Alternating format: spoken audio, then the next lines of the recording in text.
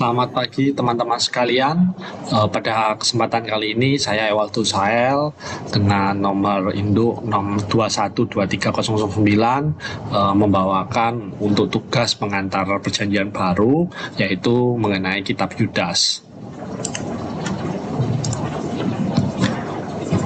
Sebelumnya kita mengenal terlebih dahulu untuk penulis kitab Yudas dalam perjanjian baru. Siapakah penulisnya? Yaitu merupakan Rasul Yudas. Tetapi Rasul Yudas bukanlah Yudas Iskariot sebagaimana yang kita ketahui, yang mengkhianati Yesus ketika menjual Yesus dan Yesus harus disalib. Tetapi Rasul Yudas ini merupakan Yudas Tadeus atau saudara dari Yakobus, salah satu murid Yesus, dan merupakan salah satu juga sepupu dari Yesus. Ibu Yudas yang bernama Maria merupakan Maria dari saudara sepupu dari Maria ibu Yesus. Jadi ibu Yudas ini bernama Maria, dan Maria ibu Yudas ini merupakan sepupu dari Maria ibu dari Yesus. Rasul Yudas lahir dari keluarga Yahudi dari kota Banias, Galilea, atau sekarang terkenal dengan Kaisarea.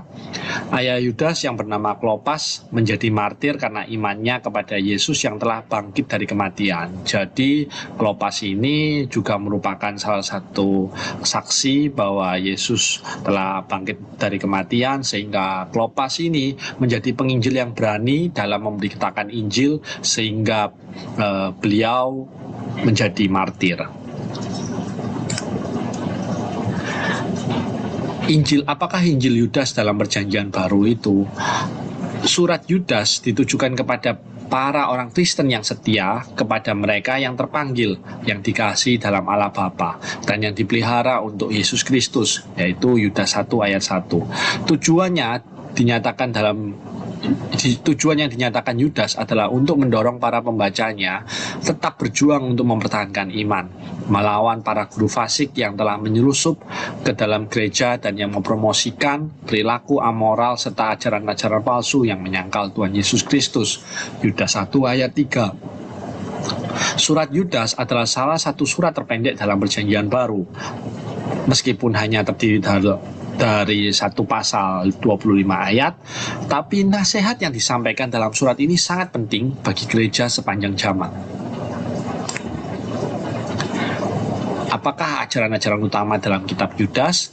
Yaitu yang pertama adalah pada ayat 1 sampai ayat 4 dalam Yudas 1 berisikan mengenai salam dan tujuan.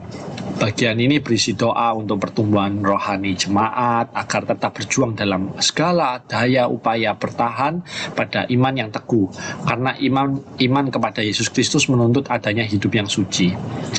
Yang kedua, ayat 5 sampai 16 di sini mengenai pengajaran mengenai guru palsu. Bagian ini menjelaskan bahwa guru palsu harus ditolak oleh orang yang Kristen. Akhir hidup daripada guru-guru itu sudah ditentukan, yaitu penghukuman. Hal ini disebabkan mereka telah merubah kasih karunia Allah dengan cara hidup di dalam dosa, dan mereka menyangkal Tuhan Yesus Kristus.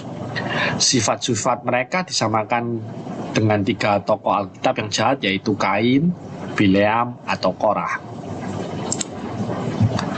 Sedangkan untuk yang ketiga, yaitu pada ayat 17-23, ini pengajaran 3 tugas orang Kristen dalam menghadapi guru-guru palsu. Bagian ini menjelaskan tugas orang Kristen dalam menghadapi guru-guru palsu, yaitu yang pertama, mengingat ajaran-ajaran firman Allah.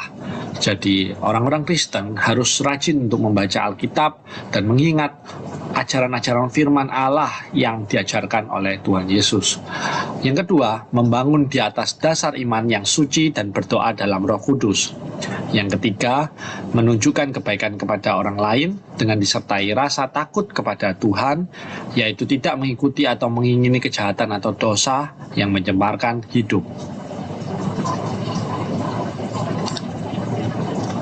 Yang keempat, ayat 24-25. Bagian ini merupakan bagian penutup, yaitu pujian karena Allah akan menjaga anak-anaknya, karena dalam Yesus Kristus sajalah terletak kekuatan orang Kristen. Inilah dasar dari kemenangan akhir setiap orang Kristen. Sekian dan terima kasih. Tuhan Yesus memberkati. Kiranya untuk dari sharing saya, presentasi saya mengenai kitab Yudas, teman-teman bisa lebih mengenal kitab Yudas, kitab terpendek yang hanya 1 pasal 25 ayat, tetapi bisa memberkati untuk teman-teman semuanya. Sekian, terima kasih, dan Tuhan Yesus memberkati.